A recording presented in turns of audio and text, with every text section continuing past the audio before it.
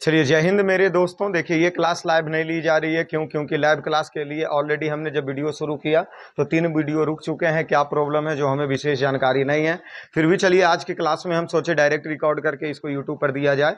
तो इसमें हड़प्पा सभ्यता का ये हमारा 8वां क्लास है और इसमें हम सब नगर नियोजन, सड़क, पशु, कृषि, अन्नागार, स्नानागार की चीजों की जानकारी लेंगे। तो चलिए आ जाइए। सबसे पहले हम जुड़ जाते हैं मकान के साथ में। किसके साथ में? मकान के साथ में। कि हड़प्पा सभ्यता का मकान कैसा था। हड़प्पा सभ्यता का मकान कैसा था। देखिए, हम मकान की बात करें तो मकान ऑलरेडी आज भी कच्चे और पक्के हैं। तो उसी प्रकार हड़प्पा सभ्यता में भी मकान कच्चे होते थे और साथ में पक्के भी होते थे। देखिए, इसके बारे में हमें जानकारी, पक्के ईंट के बारे में जानकारी हमें मिला कहाँ से? तो चनहुदड़ों से मिला और कालीबंगा से मिला। और वहां चनहुदड़ों में क्या मिला? तो चनहुदड़ों में जैसे आज की जो ईंटें हैं उसकी आकृति आयताकार मिलती है, उसी प्रकार चनहुदड़ों में जो ईंट मिला उसका आकृति कैसा था? वर्गाकार था। उसकी आकृति वर्गाकार था। और जो कालीबंगा में मिला, अलंकृत मिला। अलंकृत आकार के कालीबंगा में फर्श अर्थात जमीन पर बिछाए गए ईंट की जानकारी हमें मिलता है। फिर देखते हैं कि कालीबंगा से हमें कच्चे ईंट की भी जानकारी मिला। प्रश्न पूछा जाएगा, कच्चे ईंट की जानकारी कहाँ से मिला? कालीबंगा से। पक्के ईंट की जानकारी हड़प्पा सभ्यता में मिलता है। हाँ सर, चनहुदड़ों से मिलता है। वर्गाकार ईंट और अलंकृत ईंट मिलता है कालीबंगा से।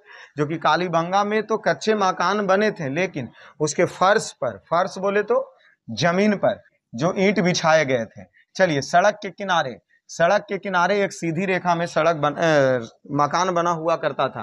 कि सड़क है और सड़क के किनारे किनारे मकान था। मकान में क्या फर्क थे? मकान में इतना फर्क हुआ करता था कि जो मकान का दरवाजा होता था वह सड़क के तरफ नहीं होता था, सड़क के विपरीत तरफ होता था। दरवाजे और खिड़की सड़क के विपरीत तरफ हुआ करते थे। ठीक है, अब इससे क्या पता चलता है? इससे क्या पता चलता है कि क्यों होता था दरवाजे और खिड़की सड़क के विपरीत तरफ क्यों होते थे? रीजन ये भी हो सकता था कि जो सड़कें गुजरी है वो कच्ची हैं, कच्ची धूल कण से बचने के लिए पीछे से घूर के आने का व्यवस्था होगा। चलिए, भवन जो हुआ करते थे 2 मंजिला होते थे। भवन कितने मंजिला होते थे? तो 2 मंजिला भवन बनाए जाया करते थे। चलिए, और आ जाइए कि पत्थर का भी मकान कहीं कहीं बना हुआ मिला है, जैसे धौलावीरा। धौलावीरा में मकान पत्थर का, कच्चा मकान कालीबंगा में, और चनहुदड़ों में तो पक्का मकान ही मिला है। साथ में हड़प्पा और मोहनजोदड़ो जैसे मकान वहां पर तो है भी मिलेंगे, क्योंकि वहां दुर्ग हुआ करते थे। हड़प्पा और मोहनजोदड़ो में क्या हुआ करते थे? दुर्ग हुआ करते थे। देखिए, मकान में, मकान जो बना होता था उसमें रसोई भी होता था खाना बनाने के लिए। नहाने के लिए स्नानागार भी हुआ करता था और बीच में आंगन हुआ करता था। मतलब कहने का मतलब, अभी तक हम अध्ययन इतना ही किए कि कच्ची मकान मिला कहाँ? कालीबंगा में। कच्ची मकान कहाँ मिला? कालीबंगा में मिला। ठीक है। अलंकार, अलंकार, पक्की अलंकार। देखिए, पक्की ईंट के अलंकार आकृति का फर्श पे बिछाया हुआ कहाँ मिला हमें? कालीबंगा में मिला। कहाँ मिला? कालीबंगा में मिला। वर्गाकार का बारे में जानकारी हमें कहाँ से मिला? तो चनहुदड़ों से मिला। चनहुदड़ों से मिला। ठीक है। देखिए, पत्थर का बना मकान कहाँ से मिला? धौलावीरा से हमें पत्थर का मकान मिला। ठीक है। साथ में कितने मंजिले मकान मिले? तो 2 मंजिले मकान मिले। मकान कहाँ पे? दरवाजा खिड़की तो सड़क के किनारे की तरफ से नहीं, सड़क के विपरीत तरफ में। ठीक है। बीच में आंगन भी होता था। देखिए, जो स्नानागार है हम उस स्नानागार के बारे में जानकारी ले लेते हैं। देखिए, विशाल स्नानागार, स्नानागार मतलब स्नान करने वाले बीच में बना होता था। ठीक है। तो विशाल स्नानागार की जानकारी हमें मोहनजोदड़ो से मिला। यहाँ सिर्फ पॉइंट किसका? स्नानागार का। ठीक है। तो स्नानागार में, विशाल स्नानागार की जानकारी हमें मोहनजोदड़ो से मिला। उतरने के लिए, उसमें कहा स्नानागार में उतरने के लिए उत्तर और दक्षिण से सीढ़ी होता था। ठीक है।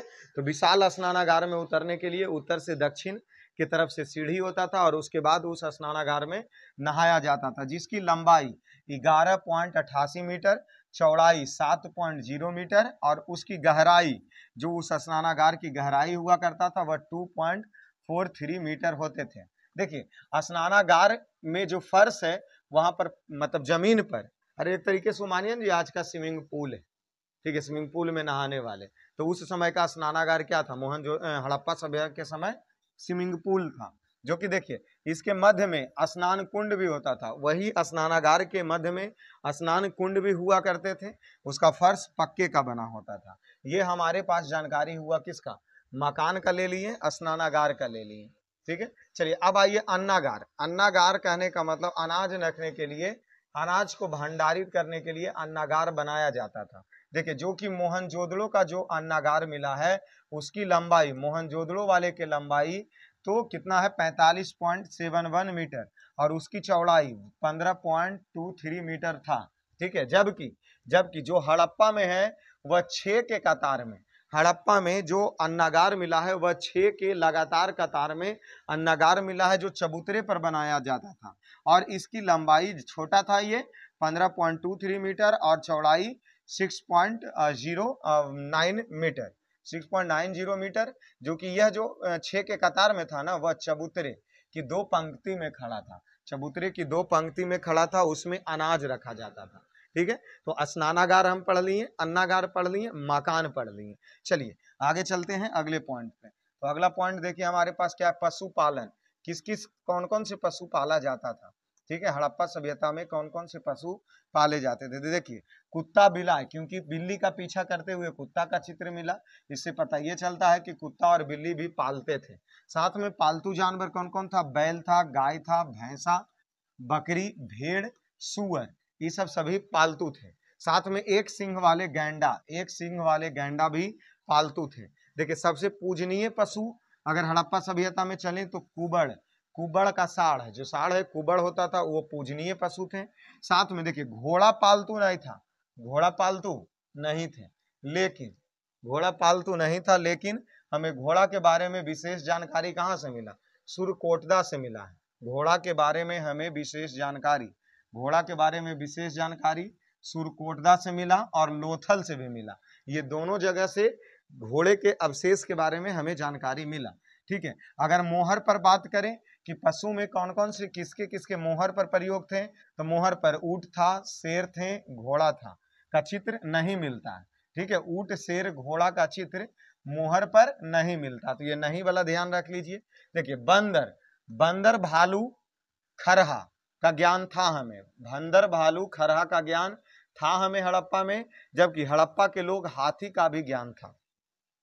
देखिए मिलाजुला कहने का मतलब घोड़ा के बारे में जानकारी नहीं था, बाकी लमसम लमसम पशु के बारे में जानकारी था।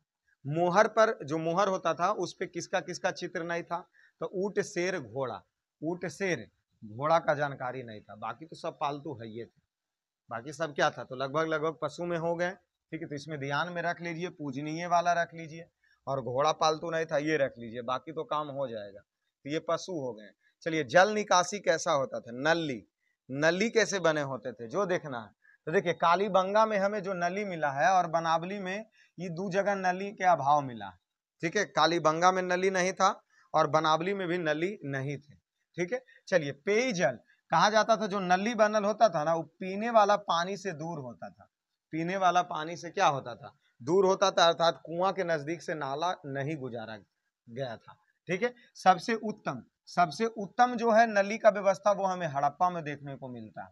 ठीक है, और यहाँ देख लीजिए जो जल निकासी होता था वह सड़क के दोनों किनारे, जल निकासी जो होता था वह सड़क के दोनों किनारे होते थे, और साथ में जो नली होता था वह ईंट के बने होते थे और ऊपर से उसको ढका भी होता था, तो ईंट एवं पत्थर के तख्ते से वह ढके होते थे। ठीक है, चलिए इसी को बोला जाता है कि जो नली अंडरग्राउंड जो होता, नमखोत या मेन होल, मेन होल मतलब सड़क के अंदर से नली, तो इसके भी बारे में हमें विशेष जानकारी मिला है हड़प्पा से। ठीक है, सबसे सभ्यता का सबसे स्वच्छ सभ्यता जाना जाता था हड़प्पा सभ्यता, क्योंकि मकान अच्छा बनल है, उसका नगर नियोजन अच्छा है, निकलने के लिए क्या है, निकलने के लिए नाली, निकलने के लिए पानी है, नाली के द्वारा पानी निकलता है, घर में कुएं की व्यवस्था है, तो ये बहुत स्वच्छ सभ्यता मानी जाती थी। चलिए कृषि के बारे में देख लीजिए, कृषि कैसा था, देख लीजिए कृषि क्या था।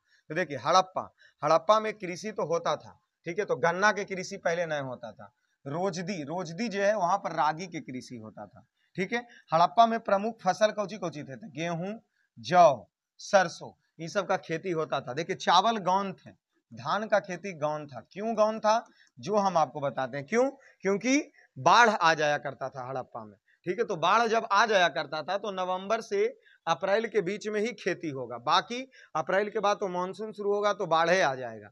और इसके बारे में हमें विशेष जानकारी कैसे मिलता है कि जो सभ्यता थे वो गांव के किनारे किनारे मोटे मोटे दीवार लगाए हुए थे। क्यों थे, क्योंकि बाढ़ से बचा जा सके। वो दीवार क्यों था, क्योंकि बाढ़ के पानी से क्या हो सके, बचा जा सके, इसीलिए मोटे मोटे दीवार लगाए जाते थे। तो मतलब जब बाढ़ आ जाएगा तो धान का खेती तो नहीं होगा, इसलिए धान की खेती नहीं होता था और गेहूं, जौ और सरसों ये सब की खेती हुआ करते थे। धान कौची था, गौन था। धान क्या थे, गौन थे। देखिए, लेकिन धान तो गौन था, लेकिन धान की भूसी की जानकारी हमें रंगपुर से मिला और चावल की जानकारी लोथल से मिला। प्रश्न पूछ दिया जाए धान की खेती होता था तो नहीं, लेकिन अगर उसके साक्ष्य में पूछा जाए तो धान की भूसी रंगपुर और चावल लोथल से। जूता हुआ खेत की जानकारी भी हमें मिला है कालीबंगा से।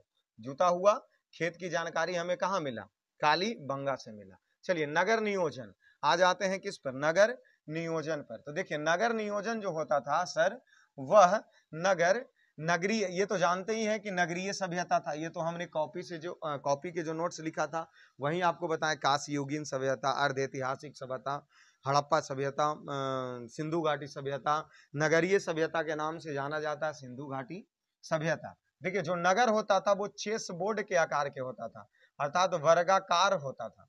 जो नगर का नियोजन था वो वर्गाकार था, ठीक है। और साथ में ये जो नगर नियोजन वह ग्रिड प्रणाली पर आधारित है। कैसे थे, वीडियो किसी कारणवश से रुक गए थे, ऑफ मतलब रिकॉर्ड कर रहे थे उसमें भी, फिर भी हम नहीं रुकेंगे, क्योंकि हम नहीं रुकेंगे, वीडियो रुक गया है ना। आइए, नगर नियोजन में हम आपको लेकर के चल रहे थे। लेकिन नगर नियोजन के बारे में हम वहाँ क्या बताएं कि दुर्गीकृत था, अर्थात चारों तरफ से बाउंड्री किए हुए थे, ठीक है। भारत को यह नगरीय सभ्यता, हड़प्पा सभ्यता को भी जाना जाता है। इसका जो नगर था वो चेस बोर्ड के आकार के थे, अर्थात यह वर्गाकार थे। साथ में यह ग्रिड प्रणाली पर आधारित है, ठीक है। देखिए, दुर्ग के बारे में हम चर्च कर लें तो देखिए, दुर्ग को दो भागों में बांट के देख सकते थे, पश्चिमी और पूर्वी टीला। जो पूर्वी टीला को निचला टीला बोला जाता था और पश्चिमी टीला को दुर्ग बोला जाता था। पश्चिमी टीला को दुर्ग बोला जाता था और पश्चिमी टीला में जो दुर्ग होते थे उसको गढ़ी भी कहा जाता था, गढ़ी। और इसमें शासक वर्ग के लोग रहते थे। जबकि जो निचला सिरा पूर्वी शहर थे उसे आवासीय क्षेत्र, मतलब यहाँ लोग रहते थे, ठीक है। देखिए, दुर्ग के बारे में हम चर्च करें तो दुर्ग के बारे में कि यह हड़प्पा और मोहनजोदड़ो में दुर्ग देखने को मिलता था ज्यादा। कालीबंगा में ये जो दोनों टीला थे, पूर्वी और पश्चिमी, ये दोनों टीला अलग अलग हुआ करते थे। एक लास्ट पॉइंट इसका बचा है इसमें थंबनेल के अनुसार, सड़क। तो देखिए, सड़क जो कच्चे सड़क होते थे एक दूसरे पर समकोण हुआ करता था और नगर को कई भागों में खंडित करते थे। जो थंबनेल हमने लगाया उसका क्लास आज पूरा किए गए किसी तरीके से।